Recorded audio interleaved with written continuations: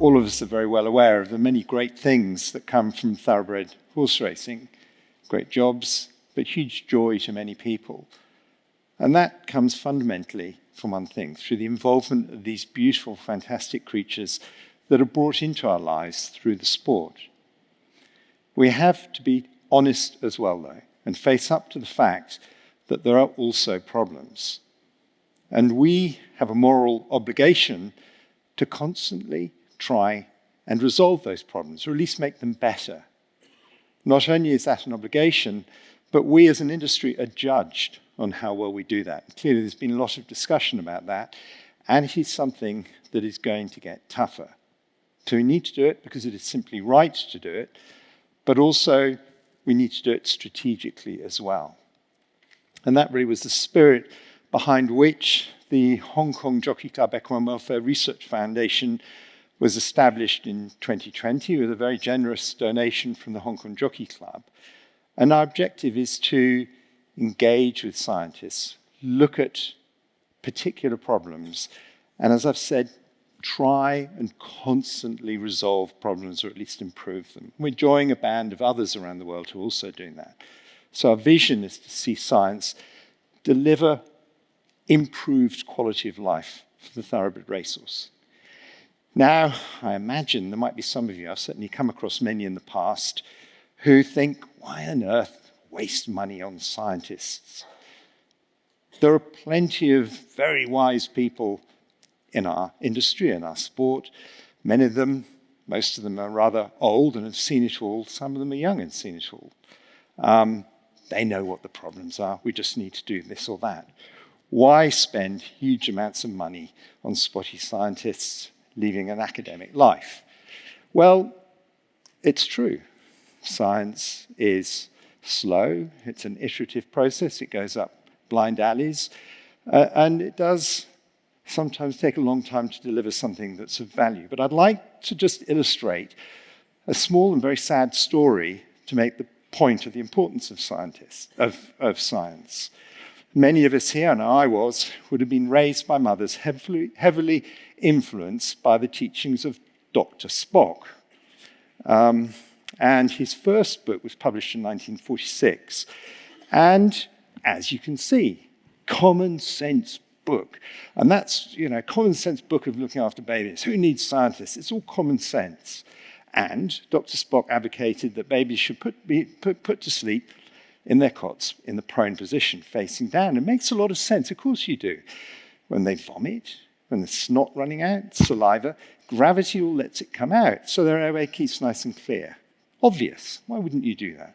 Well, actually, when science started to get involved and had a look in the early 1990s, we realized, actually, quite a few babies are suffering sudden infant death syndrome.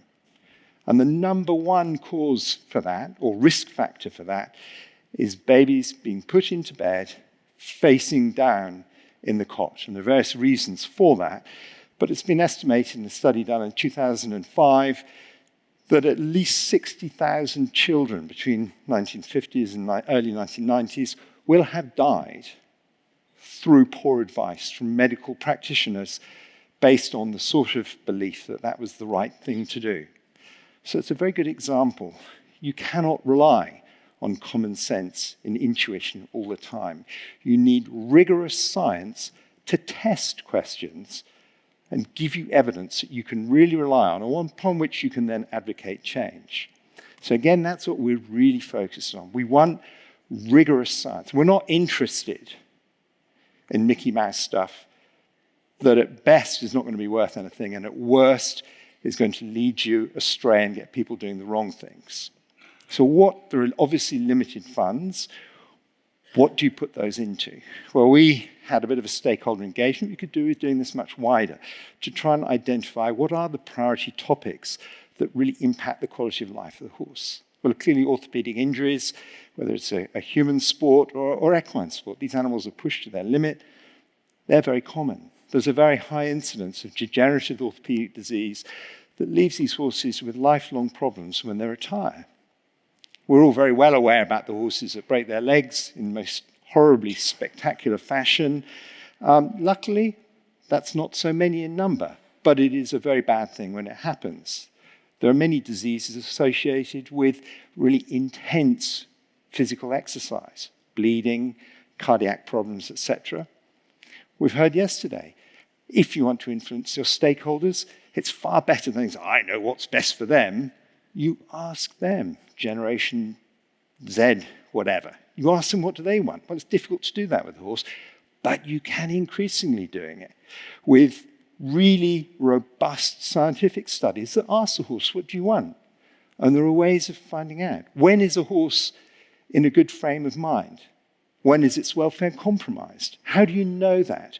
There are increasingly good scientific strategies that allow you to determine that. They need to be refined, made better. Once you have that tool, then you can say, well, these group of horses are happy and these ones aren't. What's the difference? What's happening? And then ideally, you show these happy horses win the races. And then you can start getting behavioral change and nudging along, things like that. Clearly, how do you look after horses when they retire? Well, actually, interestingly, death, a swift, humane death, is never a welfare issue. The lingering life in pain, etc., is a welfare issue. Can we assess a horse better at its time of retirement and determine, well, I'm really sorry, but this condition is not going to go well? Then you're probably far better off saying, well, I'm sorry, horse, and it goes. Very humanely. Conversely, there are other conditions. Oh, those are awful. They never do well. Rubbish. That's based on perceptions which are probably wrong or maybe wrong. We need to find these things out. And then, of course, doping and the welfare effects that has. We've only been going, we've had 2 rounds of calls for applications so far. We've just finished our 3rd and just starting the review process. And we're making contributions to these areas already. We fund globally. We want to collaborate globally. And more to the point, we want to see scientists collaborate globally. We don't want lots of little groups doing different things. We want to unite groups to really be most effective at coming up with global solutions. I want to finish off with just this one example of how science helps us with this one, the obvious one of horses breaking their legs. When I did my PhD, it was so much more common. That's back in the mid-'80s. I was going up and down to Newmarket getting dead legs every week. Luckily, it's much less now through introduction of nuclear scintigraphy. It's what really made the change there. But racing fractures, what we have learned from work of people in California, Chris Whitten here, some of the work that I've done in the past, is we now know that horses break their legs, not because they take a bad step or they put their foot down a rabbit hole or whatever. It's a consequence of material fatigue. Just as if you take a piece of metal and bend it once, it's fine. On the 100th time, it breaks. It's no different. So horse training, day in, day out, it suffers the material fatigue of its bones. There is a natural biological process which involves the bones eating out the damaged bit of bone and replacing it, like a little tunnel, replacing it with a new healthy bone. And that, as you might imagine, you get all these holes, makes it weaker and makes it more prone to fracture. And that convincing evidence from many, many different cases, that is what is going on. When the horse breaks its leg in the Melbourne Cup or whatever, it started the race, probably going to break its leg. We just didn't know. And as I said, that's a critical thing. They appear to occur out of the blue, but they don't. Here's an example of it. This is a horse that sustained, you can see that terrible condylar fracture, very common racing fracture. We went back and looked at the radiographs taken a few weeks earlier, and you can see, this one's actually fairly obvious now, but in those days when that was taken, we weren't so attuned to it. But you can see in the little yellow circle, there's a little fine feature there. You can only see that on a particular radiographic projection, which is relatively new. On anything else, if you don't do that, you will not see it. So making sure people do that, they understand that, they're informed about all that. And then, but they're still very hard. If we could identify these horses that are at risk of getting the fracture before they start the race, which is exactly what Grace and her program is trying to do, then we could stop them and say, look, I'm really sorry, you can't run this horse. And other work we've done shows that 90% of horses with a stress fracture, given the right amount of time, will be fine. They'll be right as rain again once the bone has remodeled and repaired. The trouble is, you can't find these features. These horses look fine. They often will not give you any hint that there's a problem lurking there. So we need to have, we need to have a form of screening tool. And you can see here's Chris Whitten from Melbourne University, again, doing the screening of a horse there. Imaging with CT is probably what's required to get the convincing images to show a trainer, particularly the English. I know they're very difficult. They're the ones that really kicked up and caused all the objection about what was going on in Melbourne. I understand that, and I'm disappointed about it. Sure, there are some things which maybe need to be teased out a bit more first, but it's having a damn good go to try and make an improvement. But we really do need to learn what's important and what's not important. The more you look, the more you will find. The question is what really matters and what doesn't.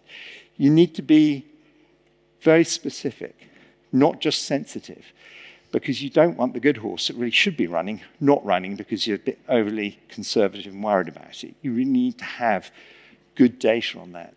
So you can't go doing an MRI or a CT on every horse that's going to run in every race.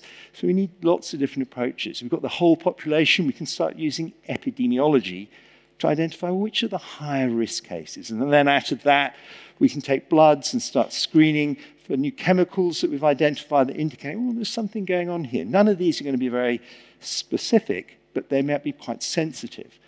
And then we start using wearable technology. A lot of talk about this. You measure the horse's stride length, stride frequency. And in the races leading up to when the horse sustains an injury, they're starting to see the horse is starting to stride slightly differently. So you start looking at that. And then you start thinking, well, I'm getting quite worried about this horse. Then it's worth the hassle, the arguments, whatever, to do the CT study. But as I've said, we've got to be able to inspire people with confidence that the findings from this study really are worth taking note of. And it's fair for regulators to say, sorry, can't. And this sort of research is really required. So in summary, we all have a moral responsibility to provide for the needs of animals in its care. And there is a definition different definition of welfare to what Haley was saying, and that is welfare simply reflects the needs of the animal and are they being met? And that is totally quantifiable. We need to highlight the benefits and acknowledge the issues that are associated with racing, and we need to face up for them truthfully, openly, and honestly, and be very proud of racing, but equally say, but it has got its problems. Just about everything in life has. If we stop doing something that's got problems, well, we're going to be left with a very, very, very tedious life.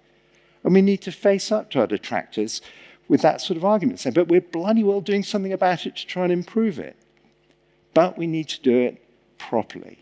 We need to do really good quality research so that we know the evidence we get is really robust. We're making decisions that are really valid. And that's what our foundation, along with other people around the world, are really trying to do. And I encourage you to look at our website. Thank you very much.